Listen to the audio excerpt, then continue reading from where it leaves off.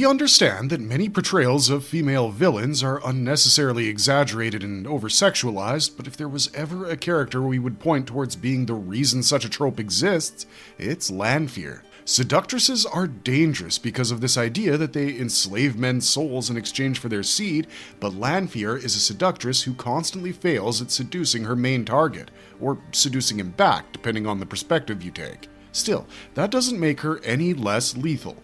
In fact, her failure at bringing Rand over to her side only makes her more dangerous. But who is she? How did she become who she is today? And what does her story look like beyond the 3 seasons of Wheel of Time that Amazon has given us? We'll take a look at all that and more in this video, so this is the entire life of Lanfear explored. And spoiler warning, because there's going to be a ton of those in this video. Before we get too deep into things, we have a very small request. If you like our content, please support us by subscribing to our channel. This is a small click for you, but it means a lot to us. Now, without any further ado, let's begin.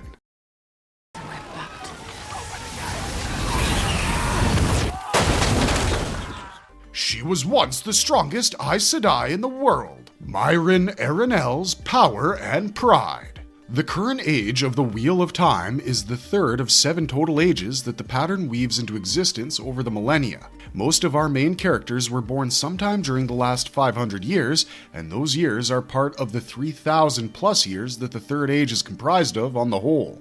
Much of the knowledge we have about the Age of Legends comes from flashbacks, lucid dreams, and prophecies, both experienced and written.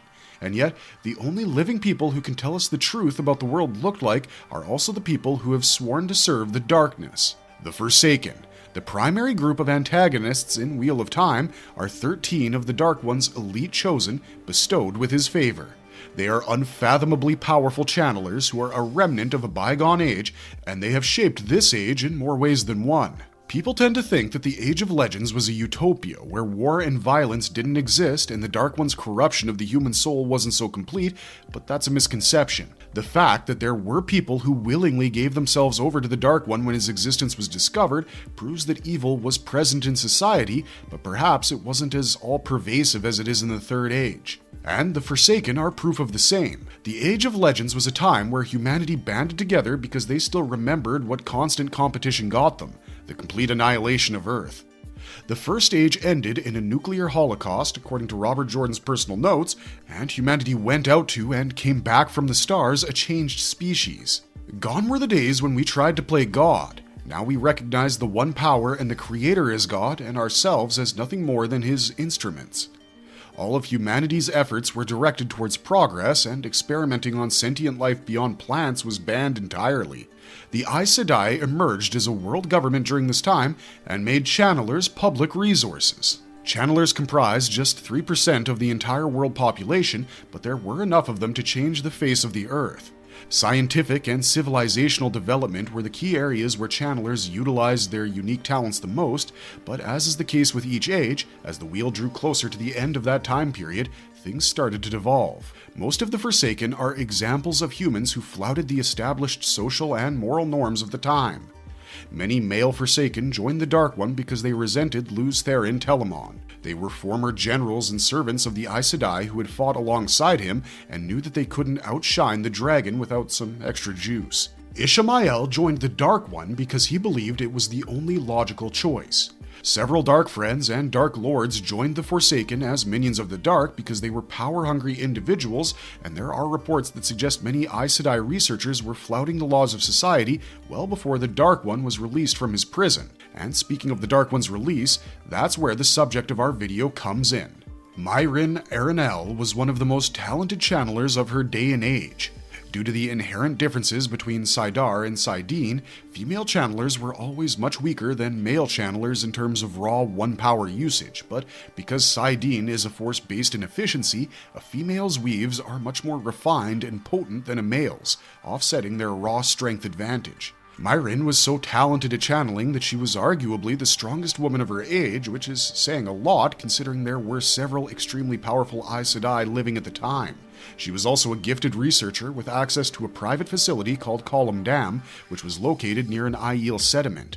And the most striking thing about her was her otherworldly beauty. Myrin Arenelle was undoubtedly the most beautiful woman who had ever lived, with hair and eyes like pools of midnight and skin as pale as the moon. Her smarts and her attractiveness would have made her empress of the world in a day in the Third Age, but in the Second Age, recognition was earned through service, and Myrin was yet to perform a service great enough to be bestowed with a third name. Or rather, we should say that she hadn't learned the kind of humility that would get one awarded with such an honor. The thing is, Myrin was as arrogant as she was beautiful and intelligent, and she made it a point to express her superiority over all others. It's not like she didn't care about people. She was a lot more empathetic in those days, as evidenced by the interaction Rand's ancestor had with her shortly before the collapse. Myrin told the man to leave Columdam because she knew that what she was going to attempt to do there had never been done before, and she had no idea how things would play out. She wasn't going to endanger the safety of a stranger just because he reminded her of her ex, and therein lies her character's major flaw. Myrin Arenelle's arrogance wasn't restricted to her own talents. She was obsessed with the fact that she was in a relationship with the greatest man humanity had known in that age, Luz Therin Telamon. Luz was an exceptional leader, channeler, and warrior even before he took up his prophetic role as the dragon. He had served the Aes Sedai faithfully for many years and had been honored with the third name Telamon in recognition of his acts of service to humanity. We're sure Myrin's attraction to Luz was genuine in the beginning, but at some point she fell in love with the idea of being with him more than Luz himself, and when he realized this, he broke up with her with no possibility of reconciliation. Luz was one of the first people to see the pride and envy and lust for power that we associate with Lanfear, and so no matter how many public attempts Myrin made at getting him back, despite the fact that he was married with kids now, Luz never gave in to her. This must have motivated her to dedicate all her time to changing the world itself, because we know that she became just as obsessed with her research, seeing as it was of utmost importance to the world. Humanity had, after centuries of mostly peaceful progress, reached a point of stagnation. It was determined that the differences between Saidar and Saidin had been exploited as much as they could, and now things would never change. Once you discover the depths of a well of energy, what else can you do? Well, the Aes Sedai invested in discovering ways to either combine Saidar and Saidin or to find a new unified power source. The former is nearly impossible to achieve because Saidar and Saidin are meant to be complementary forces. One can't exist without the other, but one cannot become the other either. They need to work together to access the entirety of the one power, which made the Aes Sedai dependent on males and females working together. So, once they realized that couldn't be changed, they started looking for a new power source, and Myrin was at the forefront of that project.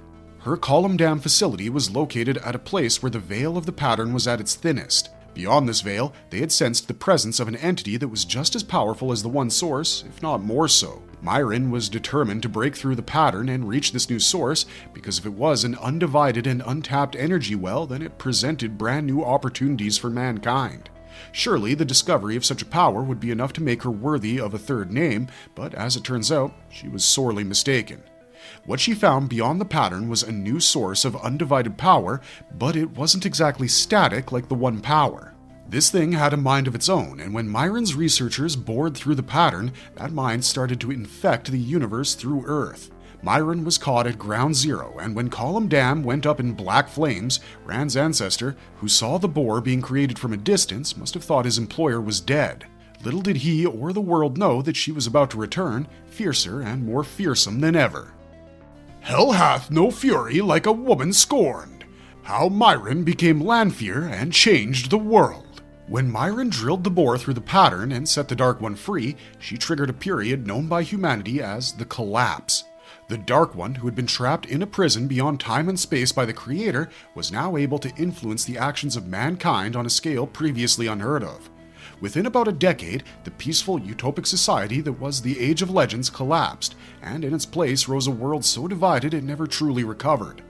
Corruption and malice gripped the hearts of men and women alike, rulers became sadistic and ruthless, and those who reveled in these evils traveled to Sheol Ghul to pledge their allegiance to the Dark One. Myrin was one of the only people to survive the black flames of the boar, and because of the Dark One's influence, her ambition and arrogance were crystallized into being the only aspects of her personality.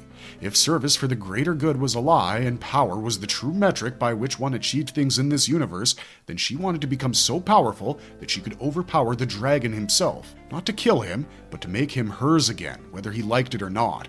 Myrin Aranel was one of the first people to become chosen by the Shadow, and she's the only Forsaken who named herself. After humanity understood what the Dark One really was, a famous philosopher declared that he was going to side with the Dark One because all the logic pointed towards his eventual and complete victory. He said this in a meeting of the Aes Sedai in the Hall of Servants, one of the most sacred places in humanity. It was akin to renouncing God in favor of Satan inside of a cathedral. So this philosopher's betrayal is what got him named Ishamael, Old Tongue for betrayer of hope. But Myrin claimed her name herself. She attacked the Hall of Servants of the Aes Sedai and called herself Lanfear, aka the Daughter of the Night. Lanfear is a name that's rooted in evil and darkness. It comes from the word Lanfear, which is French for hell, and in many ways, if you come across Lanfear, your life would become a living hell. She took to terrifying the forces of humanity through their dreams with her skills as a dreamwalker. Lanfear mastered Teleran Riad better than an Aiel dreamer, so much so that she became known as a shadow-souled, one who can kill another person by killing them in their dreams. The wolves knew her as Moonhunter because most people would go to sleep at night, and so instead of hunting men, Lanfear hunted the moon so she could then go after them. All her imagery and symbolism is related to moon goddesses from across the world, but she represents the coldness of a moon goddess instead of being the soothing mother figure that moon gods usually are. She never takes up an official frontline position in the army of the Shadow, unlike Ishamael, whom the Dark One names his Captain General, and this is one of the many reasons she starts a one-sided rivalry with the Chosen One. Both of them make independent attempts to bring Luz Therin over to the dark side, but where Ishamael does it as a form of dedication to his lord and as a symptom of his growing madness, Lanfear does it because she's still obsessed with him. At the end of the day, Lanfear wants what Myrin Aranel wanted, but on a much more warped level. As Myrin, she dreamed of becoming the first servant of all with Luz Therin Telamon by her side as her lover and consort. Now, the Daughter of the Night wants to rule the world with the dragon by her side. She pledged her soul to the Dark One because it promised her power and immortality, two things she'd need if she ever wanted to succeed in her plan to become an eternal queen.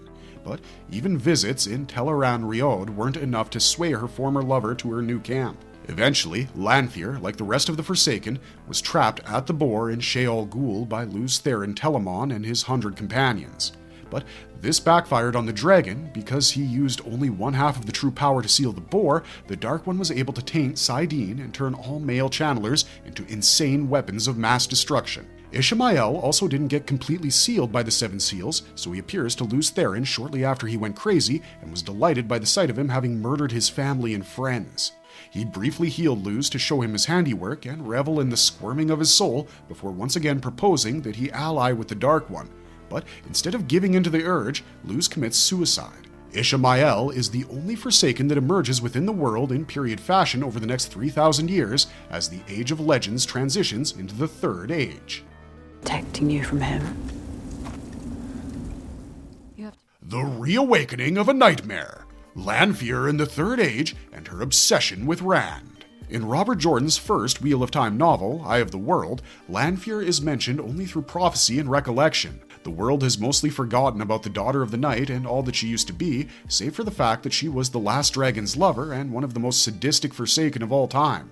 Moraine Damodred hears a prophecy about Lanfear walking again, but she luckily doesn't encounter her in that novel. That happened in the second novel, The Great Hunt, where Lanfear puts to use one of her other monikers, the Mistress of Disguises. The Great Hunt's major plotline sees our three companions, Rand, Mat, and Perrin, journey through the wastelands to try and recover the stolen Horn of Valir. They set out of Faldara with a group of Shienaran Lancers and an Ogier called Loyal, and have traveled just a few days when they come across a portal stone. Because these stones were created in the First Age and only Aes Sedai know how they work, Rand is confused when he's pulled into a different world along with Loyal and a man called Huron.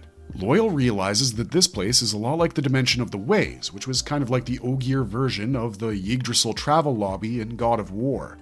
You could open a gate of the Ways and enter a world that connected different locations through different waygates, and manipulated space and time in such a way that one could cover a distance of 100 miles with a day's walk. The last waygate had been sealed some 6 centuries before the main timeline because the dimension itself was being corrupted by a black wind, but the concept wasn't forgotten by the Ogiers. Loyal tells his group that they essentially need to find the way out, and while they're searching for it, they come across Lanfear. She takes on the form of Selene, an innkeeper from Kerheen who has been lost in this dimension of Grolms. Selene is a curiosity and a half. She's an exceedingly beautiful woman trapped in a different world with knowledge of channeling Ogier Waygates as well as the Aes Sedai. In fact, she hates the Aes Sedai and views them with utter contempt, which, in hindsight, should have set Rand's red flag sensors to high alert. But Selene is also the most beautiful woman he'd ever seen, and Loyal was just happy to have someone to talk to about the old ways.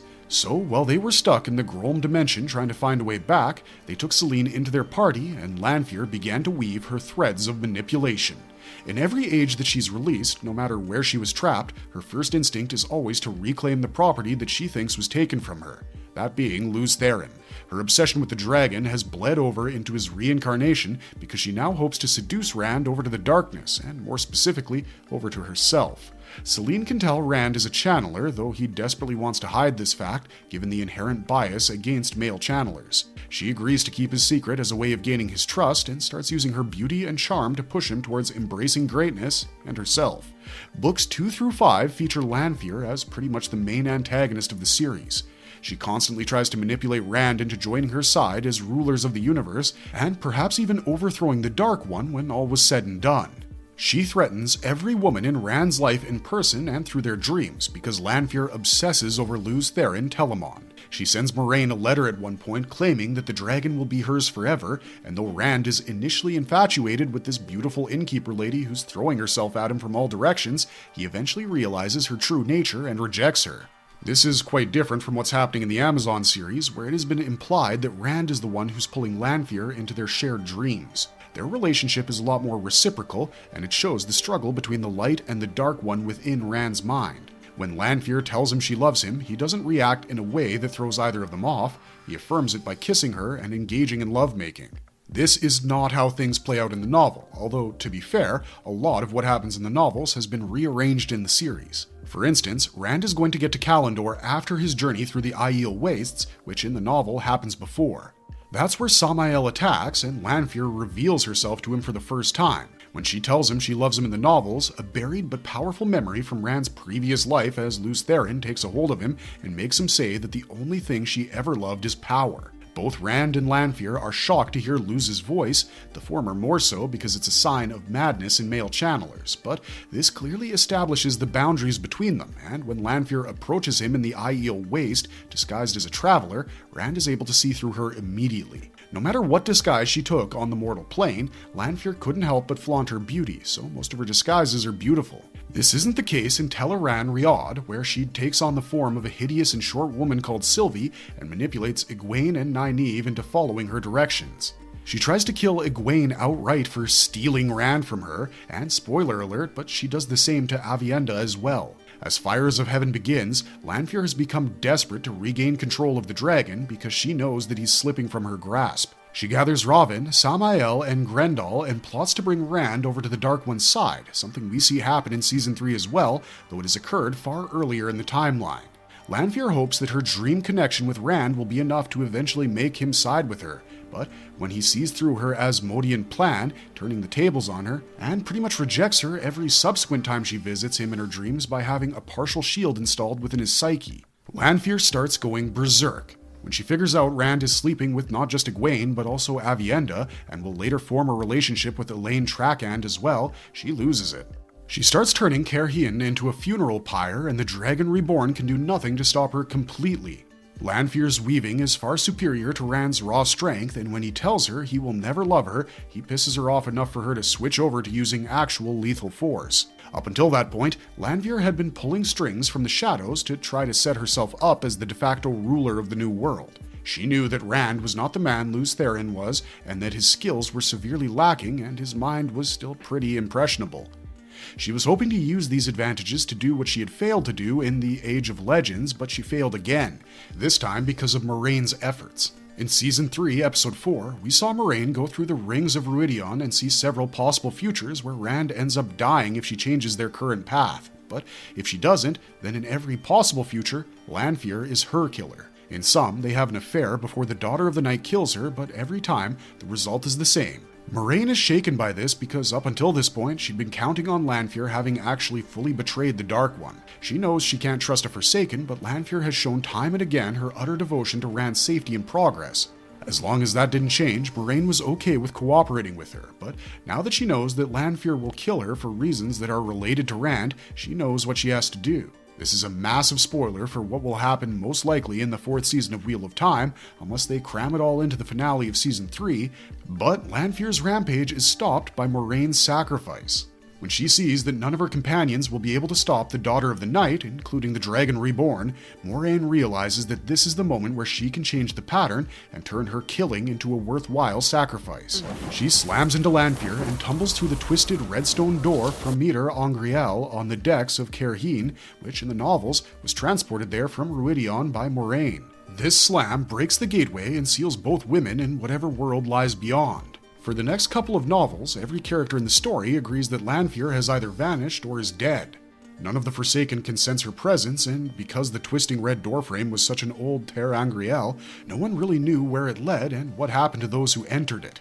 Both Moraine and Lanfear were presumed out of action, which is why it was sort of confusing that a woman as beautiful as Lanfear was added to the Forsaken's ranks in Path of Daggers. This woman had long silver hair and vivid blue eyes and was much shorter than Lanfear had been, but she was unusually powerful for a person born in the Third Age, as she outscaled both Moghedien and Grendel. Moghedien and Grendel were born in the Age of Legends, when humanity's understanding and control over channeling was a lot better on a fundamental level, so it was suspected that perhaps Sindain was a reincarnation of someone they knew. This was confirmed before Brandon Sanderson took over the series and finished it for Jordan, who passed away in 2007. The final end of a seductress denied. Lanfear's terrifying fate in Wheel of Time. Over the course of Wheel of Time, much of the Forsaken are killed, but because they were remnants from the Second Age, the Dark One was able to replace them rather quickly by reincarnating them within the Third Age. This started with the rebirth of Ishamael as Moradin, and continued for every other Forsaken that was killed in the Dark One's service, including Lanfear. The fact that she's reincarnated as Sindain is further proof that Lanfear is dead, but how exactly did she die? Well, horribly, and in some eyes, fittingly. Turns out, Moraine and Lanfear tumbled through the Eilfin Dimension's doorway when they entered that red twisting frame, and while Moraine was able to figure out a way to survive, Lanfear could not. Her inherent arrogance and character flaws would have led her to inadvertently violate every law of interaction between humans and the Eilfin, which is why she was captured, enslaved, and drained of her channeling power. Moradin traveled to the Eilfin dimension and killed her so that she could be reincarnated, and then created an extremely powerful artifact to keep her enslaved to his will. Sindain is nothing like Lanfear in that she has a muted and subservient personality at first. She is terrified of Moradin and wants nothing more than the completion of the Dark One's great plan. But as the final books come to play, it becomes clear that she wants to free herself from her bondage and that she has identified a new target for her obsession, Perrin Eabara. At this point, Sindain knows that she can't change Rand's mind about her at all. He's firmly entrenched in his love quadrangle with Egwene, Elaine, and Aviendha, and he has no space for a manipulative schemer like Lanfear. But Perrin Eabara is vulnerable, and as a wolf brother, he's also powerful. Wolves in Wheel of Time are sentient creatures with the power to bond with wolf brothers and share wolf dreams. These dreams take place in Teleran Riad, and because that is quote-unquote her domain, Lanfear takes the opportunity to seduce or subdue Perrin every time it comes up. She tried begging Rand to save her from the torture Moradin was subjecting her to on a daily basis, but Rand refused to do so after Sindain couldn't lay her dreams bare to him. He did so for her and showed her he never loved her as Myrin or Lanfear, and this was the last interaction they'd have. After this, Sindain becomes fixated on killing Rand, and she starts stalking Perrin as a means to do so, plus as a future consort. She was impressed with Perrin's Teleran Riad mastery as a wolf brother, and even helped him survive many attacks from the fearsome composite being called Slayer. But when he lost to Slayer in a direct battle, she lost interest in him, and started manipulating him like she was manipulating Rand all those books ago. In the final book of Wheel of Time, Lanfear assumes her most known form in the dream world as Perrin arrives to help his childhood friend defeat the Dark One, and though she's much stronger than him, he's much more determined than her. Lanfear, as Sindain, has placed a powerful compulsion spell on our resident wolfman, and Perrin struggled under the weight of it throughout the final novel of the series. During his climactic battle with Lanfear, he nearly died because of this compulsion. Even as the final battle raged around her, Lanfear only looked out for Lanfear. She wanted Perrin to help her kill Moraine and Nynaeve so she could grab Kalendor and force the Dark One to make her his highest chosen so she could rule the world herself and get her revenge on both Luz Therin and Ishamael. It It was only the memory of Fail and the love he had for her that broke the compulsion and spurred him on to victory. Perrin Eabara, Lord Golden Eyes of Two Rivers, grabs Lanfear by the neck and snaps it, finally ending her menace for good. When she falls to the ground of the dream world, her body reverts to her Sindane appearance, which seems to signify that she can never come back. But if that is true, well, you'd have to ask the author of that last novel, wouldn't you? Is Lanfear dead?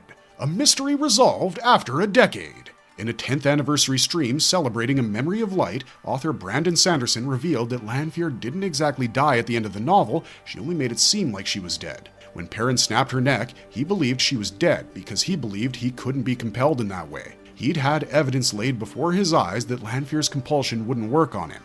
But Sanderson revealed that those were red herrings planted there to make Lanfear's ultimate goal come to life, which is to retreat from the world itself. According to his interpretation of her character, he knew that for Lanfear, either outcome of the last battle would be a loss because she had alienated herself from all sides thanks to her avarice and ruthlessness. So the best possible outcome for her would be for the forces of light to win, but believe that she had died in the process. Perrin was the perfect target for this manipulation because the way in which Lanfear pulled off her vanishing act, he himself wouldn't question whether she was still alive. As for what she's doing right now, well, that's anyone's guess. Brandon thinks she's just gone into the shadows to regroup until she can put herself in a position to run the world again, because Lanfear wants power at any cost and will do what she wants to do, consequences and loyalties be damned. But the Fourth Age will be very different from the Third, especially if Rand's peace holds out for longer than a century. In the end, the Dragon Reborn's final act as a leader was to unify every nation in the world with a non-aggression treaty that also formed the basis of the final battle's army. In this peaceful new world, how far will a Forsaken get without access to the Dark One's endless well of power? Only time, or another Wheel of Time novel, can reveal that truth, but for now, we'll leave you with this. Out of every character ending in Wheel of Time, Lanfear surviving is the one that divided fans the most after Sanderson revealed her fate. But it's also what makes most sense to us, so it's a give-and-take world. Overall, we think she was the quintessential Scorn Temptress, and for the first third of Wheel of Time, Lanfear defined the tone and pacing of the series. In many ways, Robert Jordan's work wouldn't be as recognizable as it is today if she wasn't in it, and for that, we will always love Lanfear, despite the fact that she's one psychotic nymphomaniac. Marvelous verdict! And that's all we got for you guys with this one. Let us know your thoughts about the life of Lanfear in the comments down below, because we're sure you guys are going to have opinions, especially about the ending. Don't forget to like, share, and subscribe to our channel for more Wheel of Time content, and we'll see you guys in the next one. If you liked our content, don't forget to leave a like and subscribe to us if you haven't already. Until next time, stay safe and don't trust random women you find stranded in alternate dimensions, regardless of how beautiful they are.